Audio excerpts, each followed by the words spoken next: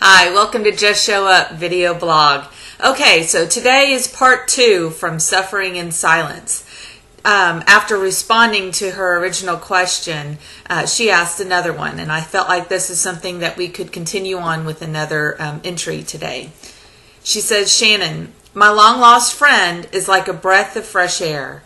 I'm not sure if I could ever be physically unfaithful to my husband, which leads me to another question that you might want to address. Is there actually more to being unfaithful than sex? For example, is emailing, chatting, Skype, texting, talking on the telephone, crossing the line still suffering in silence? Well, yes, it is. In fact, sometimes I think it's almost, there's no worse or better when you're speaking to somebody else and you're giving somebody else the attention that you should be giving to your husband. So as I had said before, or your wife, I should say, for anybody listening, that is why I say to stop all the contact. Because whatever it is that the attention that you're giving, the phone calls, the talking, whatever conversations you're having, all of that is taking away your attention and your time from your spouse. And so that is why I think it's very important to stop all of that communication, like I had said before, and take that time and put that into your spouse so that you can say, I have done everything I can for this marriage, for my children, if you have children, to say that I've put my all and to try to reconnect and to find whatever it is that I'm feeling with this guy or this girl, can I find that again with my husband? And honestly, the enemy is tricky. And I got caught up in this. This is years and years ago, and I'm not proud of it. But here it is. The enemy can disguise himself as a saint just to trip you up. And in my situation, I felt like I was helpful to this man that I was speaking with, and it was completely over the phone.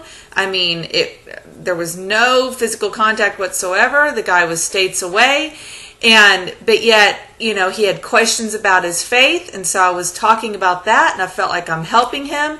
But the thing is that we began to talk about faith and spend more and more time asking questions and talking about our families.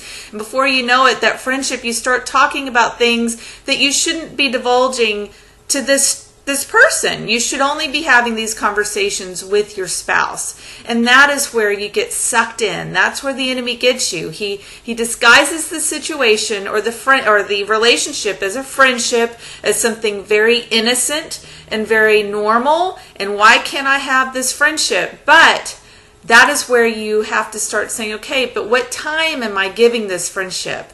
Am I starting to look forward to his phone calls or forward to Skyping with him or her or texting or sending Facebook messages or whatever it is that you're doing? What is that making you feel? How much time is that taking away? All of that is taking away from the relationship and the intimacy that you need to be having with your spouse. So I say this out of experience. It's not going to get you anywhere good. Nowhere good. And as God is my witness, you can fall back in love with your spouse. You can make it unstale. You can make it exciting.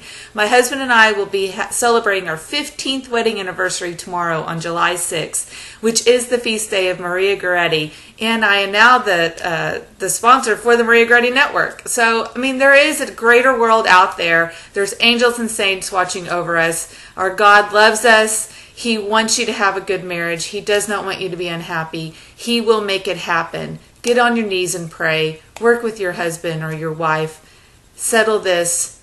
Get back on the right track. God bless you. I know that you will no longer suffer.